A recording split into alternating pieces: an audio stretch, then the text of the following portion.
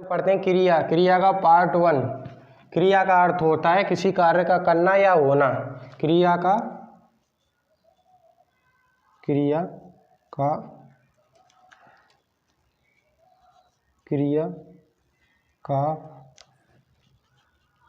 अर्थ होता है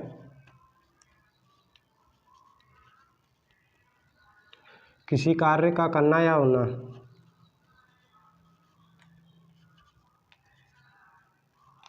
कार्य का करना, ये पहला। सेकंड लिखते हैं हम होना। इनके हम दोनों को उदाहरण देखते हैं। उदाहरण, लड़का पढ़ता है। लड़का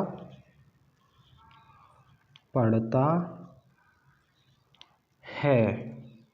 ये इसमें क्या है देखते हैं हम कि लड़का पढ़ता है तो क्या हो रहा है, किसी कार्य का करना। ये लड़का पढ़ रहा है, पढ़ने का कार्य हो रहा है इसमें।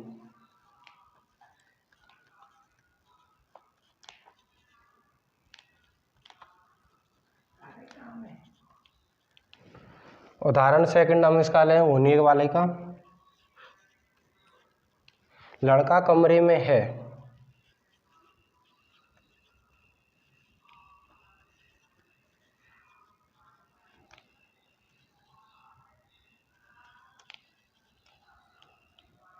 लड़का कमरे में है, इसका होना या होगा।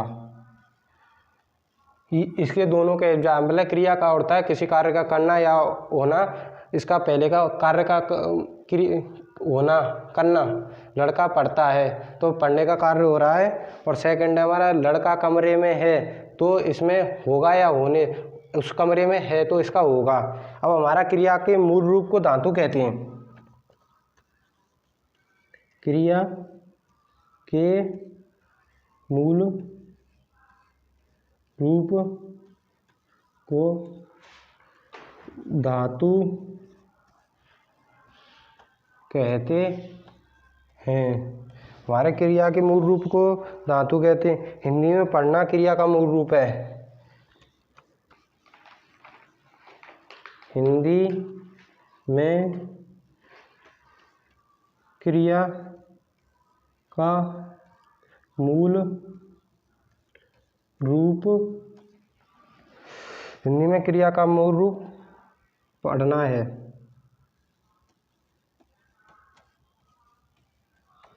क्रिया का मूल रूप पढ़ना है।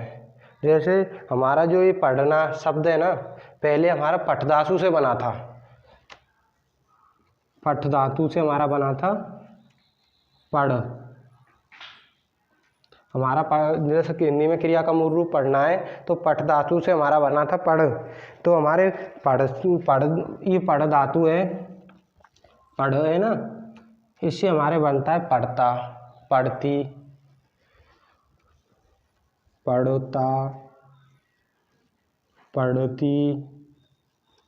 ये हमारे दो शब्द इसी से बने हुए हैं। क्रिया के रूप बनते हैं। क्रिया के रूप बनते हैं। क्रिया के रूप बनते हैं। बच्चों आप इसको एक बार रिवीजन कर लो।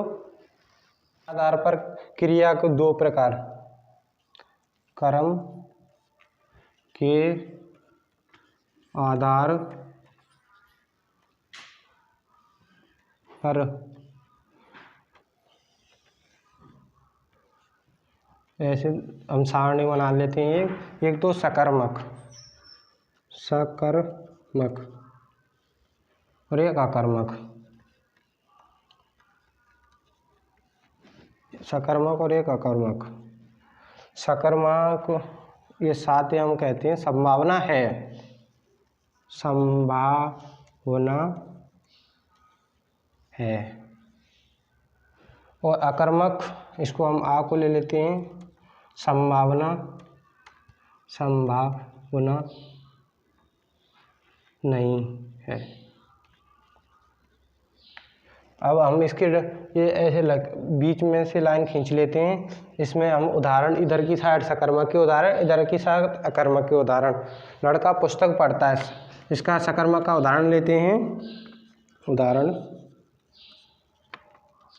लड़का पुस्तक पढ़ता है। ये हमारा सकर्मक का उदाहरण है, लड़का पुस्तक पढ़ता है। अगर हम सकर्मक में क्या लगाकर प्रश्न करते हैं उदाहरण से, तो हमारा आंसर आता है। इसमें हम नीचे लिखते हैं, देखो, जैसे लड़का क्या पढ़ता है, क्या पढ़ता है, क्या पढ़ता है। हम क्या लगाकर प्रश्न कर रहे हैं, तो ये तो हमारा हो गया, लड़का हो गया हमारा कर्ता, और ये हमारा हो गया कर्म, पुस्तक हो गई हमारा कर्म। अगर हम क्या लगाकर क्वेश्चन करते हैं, जैसे क्या पढ़ता है, तो क्या पढ़ता है वो, पुस्तक, तो ये हमारा सकर्मक है।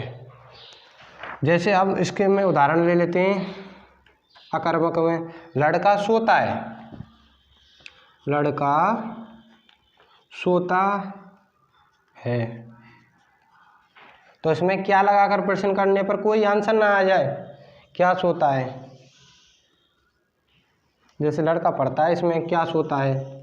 अब इसमें हम क्या लगाकर प्रश्न करते हैं, तो इसमें कोई हमारा आंसर नहीं लगता, क्या सोता है, क्या सोता है, कुछ नहीं। और इसमें क्या लगाकर क्वेश्चन करते हैं, क्या पढ़ता है, पुस्तक, तो ये हमारा सकर्मक। इससे हम पता चल सकता है हमारा कि हमें क्या लगाकर प्रश्न करते हैं तो हमारा आंसर निकल के आता है, तो वह है सकर्मक, यानी संभावना है। और जैसे क्या लगाकर हम क्वेश्चन करते हैं, अगर उसका अर्थ नहीं निकलता है तो वो कर्मक है, संभावना नहीं है। इसमें दूसरा एग्जाम्पल लेते हैं, लड़का शतरंज की अच्छी अच्छी चालें चलता है। उदाहरण, लड़का शतरंज की अच्छी अच्छी चालें चलता है, अच्छी अच्छी चालें चलता है। तो हम इसमें भी क्या लगाकर प्रश्न करते हैं, क्या लगाकर प्रश्न करते हैं, क्या चलता है, शतरंज की अच्छी अच्छी चालें। इसमें क्या लगाकर हम प्रश्न करते हैं,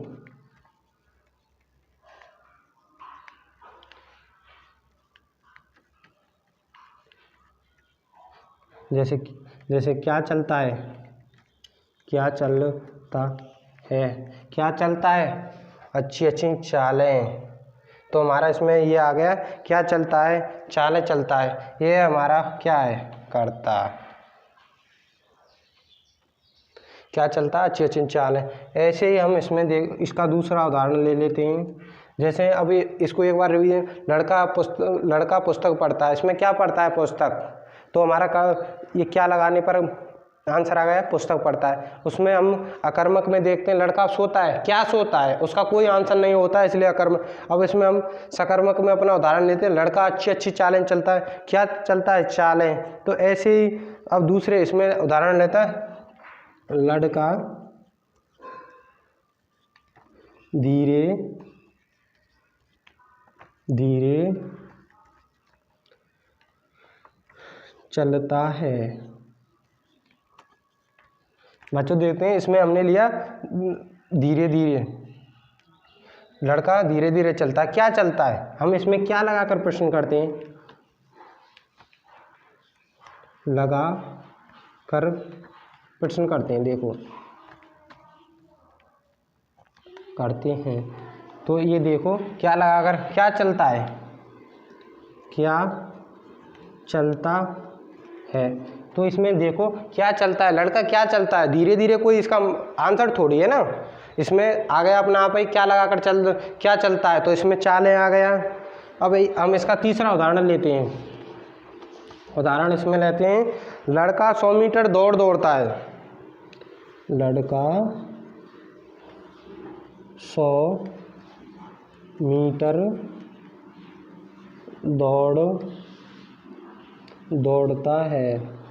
दौड़ता है। इसको ऐसे कर लेते हैं, दौड़ता है। इसमें हम क्या लगाकर प्रश्न करते हैं, जैसे क्या दौड़ता है। तो इसमें क्या दौड़ता है, तो इसका ये हम क्या लगाकर प्रश्न करते हैं, तो इसमें आ गया है दौड़। इसका मेन आ गया क्या दौड़ता है, दौड़ता है। तो और इसमें लिखते हैं, उदाहरण लेते हैं। ये हमारा उदाहरण है, ये इसका हो गया लड़का दौड़ता है। लड़का दौड़ता है। इसमें हम क्या लगाकर प्रश्न करते हैं, क्या दौड़ता है। तो इसमें हमने क्या लगाकर प्रश्न किया, क्या दौड़ता है, तो इसमें कुछ नहीं आया। इसमें हमने क्या लगाकर प्रश्न किया, क्या दौड़ता है, तो इसमें दौड़ा है। अभी एक बार हम इसको रिवीजन करते हैं। कर्म के आधार पर दो भाग हैं, सकर्मक और अकर्मक। सकर्मक संभावना है, अकर्मक संभावना नहीं है। इसमें हम सकर्मक में उदाहरण लेते हैं, लड़का पुस्तक पढ़ता है। क्या पढ़ता है, पुस्तक हमारी कर्म हो गई। और हम बस अकर्मक में लेते हैं, लड़का सोता है। क्या सोता है, इसका कोई आंसर नहीं आ रहा है। अभी इसमें लेते हैं दूसरा एग्जाम्पल हमारा सकर्मक, लड़का शतरंज की अच्छी चालें चलता है। क्या चलता है, तो इसमें आ गया सीधा चालें चलता है। लड़का धीरे धीरे चलता है। क्या चलता है, इसका कोई आंसर नहीं निकल के आ रहा, तो ये अकर्मक है। ऐसे इसका तीसरा, लड़का 100 मीटर की दौड़ दौड़ता है। क्या दौड़ता है, दौड़, इसका आंसर आ गया। लड़का दौड़ता है, क्या दौड़ता है। हम नोट लिखते हैं, नोट क्रिया में पहले क्या लगाकर प्रश्न पूछने पर उसका आंसर आ जाए तो उसे सकर्मक कहते हैं। क्रिया में अगर क्या लगाकर प्रश्न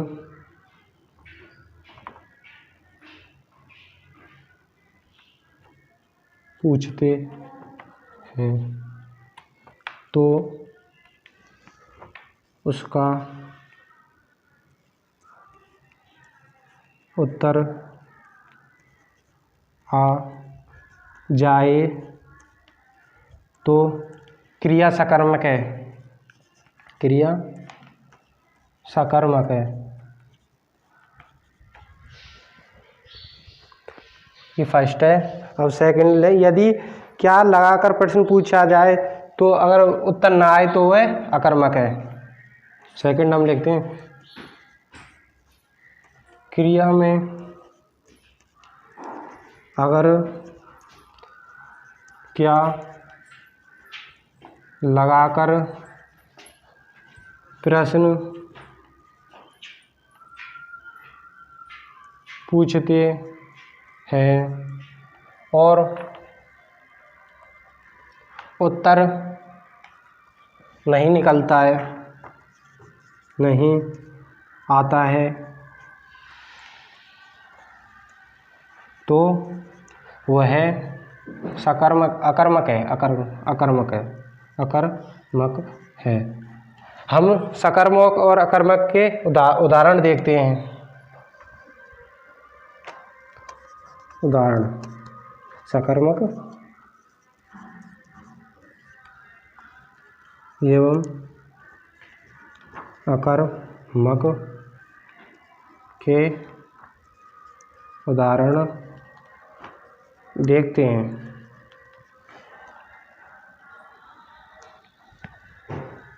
अनिल शतरंज की अच्छी चालें चलता है। पहला नंबर, अनिल शतरंज की अच्छी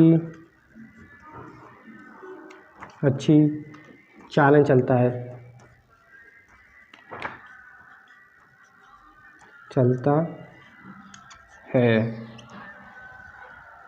ये सकर्मक है या अकर्मक, इसको आप लिखेंगे।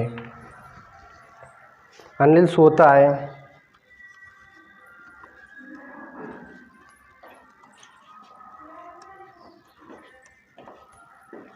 अनिल सोता है, इसको हम लिखेंगे सकर्मक है या अकर्मक।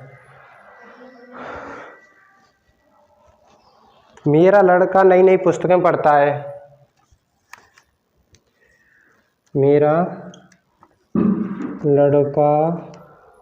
लड़का नई नई पुस्तकें पढ़ता है। हमारे 3 एग्जाम्पल हो गए। अब चौथा है, मेरा लड़का 12वीं कक्षा में पढ़ता है। मेरा लड़का 12वीं कक्षा में पढ़ता है। अब हमारे 4 हो गए। 5 है, नीता रोज दौड़ती है। नीता रोज दौड़ती है।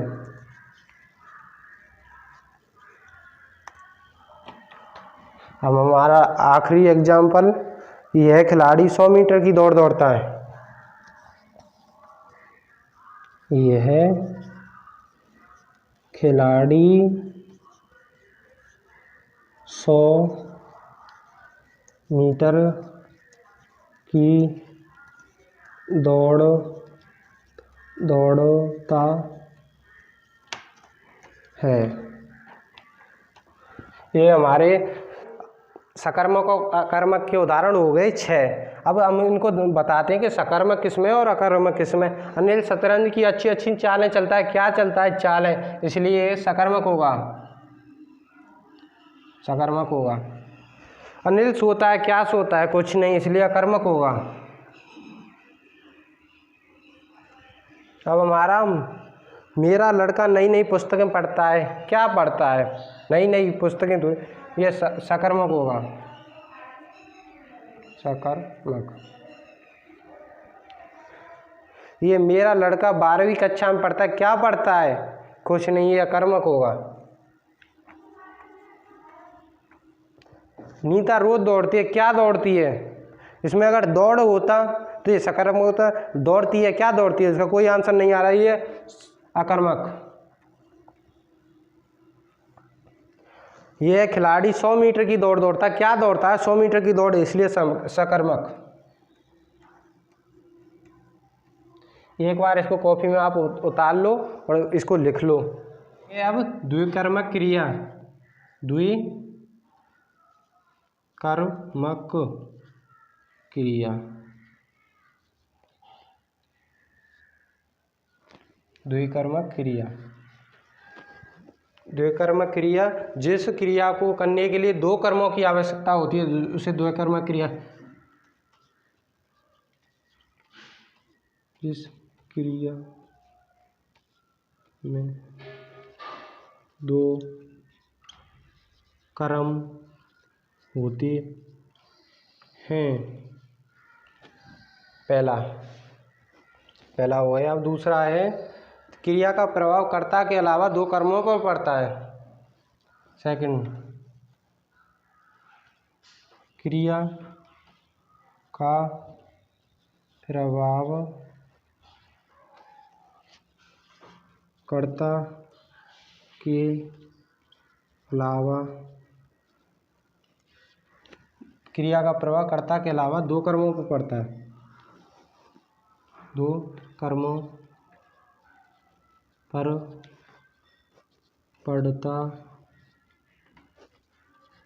है। अब हम इसका उदाहरण लेते हैं। पुलकित ने पुलिस को चोर पकड़वाया। पुलकित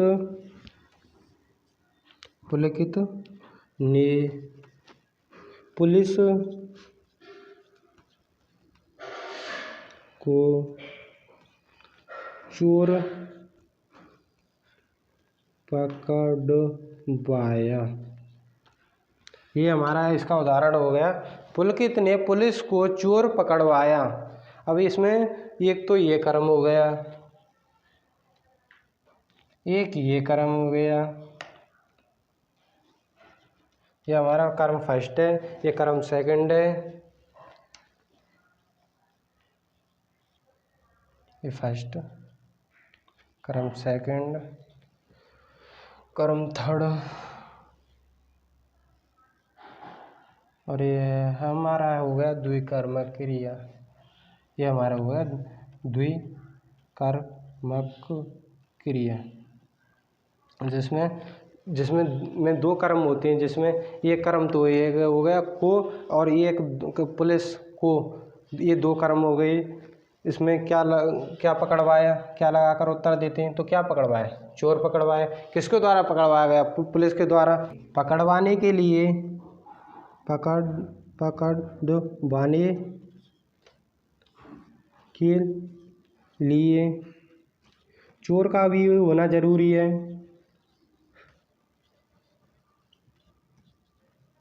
होना जरूरी है, और पुलिस का भी होना जरूरी है, और पुलिस का भी होना जरूरी है। इसमें ये नोट लिख के कर लो कि इस उदाहरण में देखते हैं कि इसमें पकड़वाने के लिए चोर का भी होना जरूरी है और पुलिस का भी होना जरूरी है। इसके कर्म के आगे हम पहचान लिख के आगे लिखते हैं। एक कर्म के आगे, एक कर्म के आगे तो कारक चिन्ह होता है, कारक चिन्ह होता है, तथा दूसरे कर्म के ये कर्म के आगे तो कारक चिन्ह होता है, तथा दूसरे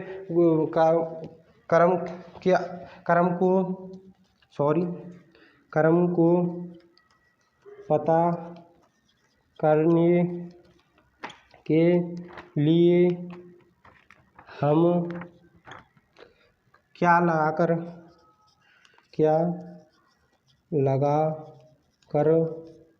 प्रश्न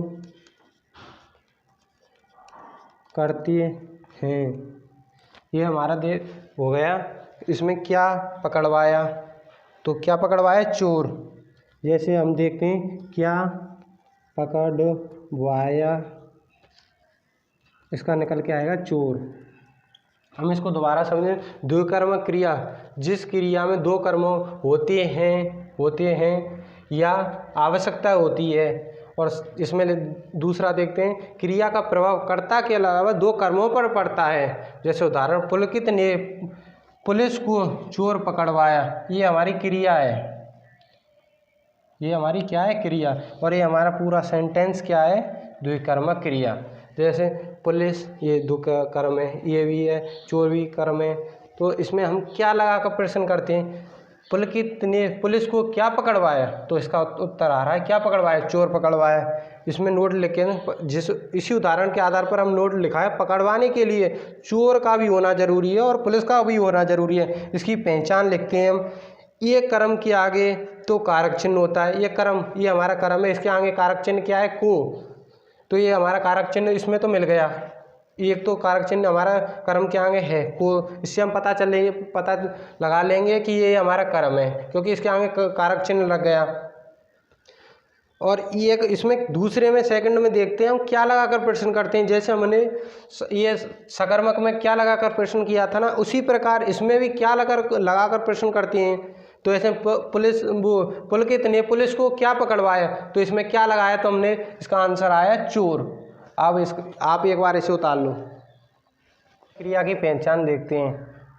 द्विकर्म क्रिया की पहचान। अब देखते हैं, हम एक उदाहरण लेते हैं जिसमें देखते हैं कि द्विकर्मक क्रिया किसमें है और किसमें नहीं है। किस वाक्य में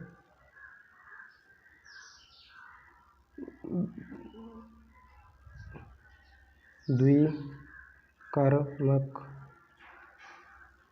क्रिया नहीं है। हम अब ये 4 उदाहरण लेते हैं। माँ बच्चों को खाना खिलाती है, शिक्षक विद्यार्थियों को पुस्तक पढ़ाते हैं, कोच विद्यार्थियों को कबड्डी सिखाता है, माँ बच्चे को नौकरानी से सुलवाती है। पहला हम लेते हैं, माँ बच्चे को खाना खिलाती है। माँ बच्चे को खाना खिलाती है, ये हमारा पहला हो गया। अब हम दूसरा लेते हैं, शिक्षक विद्यार्थियों को पढ़ाते हैं।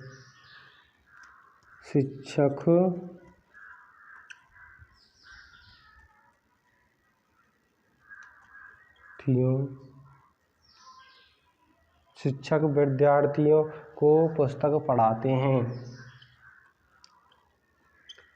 पुस्तक पढ़ाते,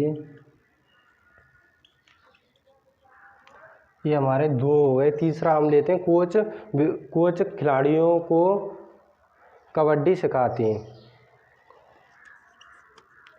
कोच खिलाड़ियों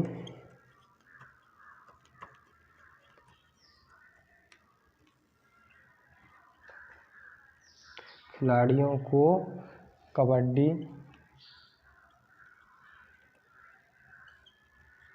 सिखाते हैं।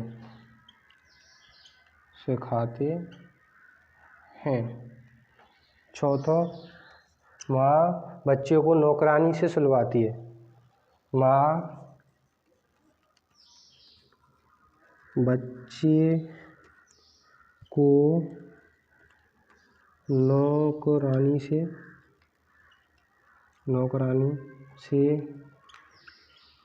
सुलवाती है।